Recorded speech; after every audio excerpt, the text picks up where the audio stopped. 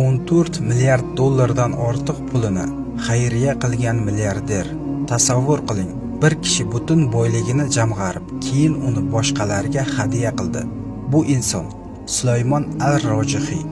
U oddiy dehqon oilasidan chiqib, dunyoning eng boy insonlaridan biriga aylandi.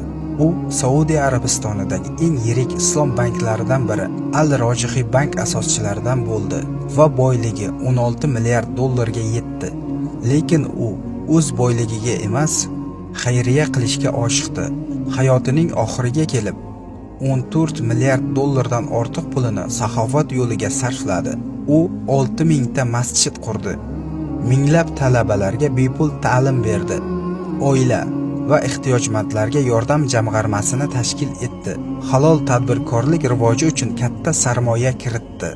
Sulaymon al-Rojihiy nafaqat pulini, balki dehqonchilikdan kelgan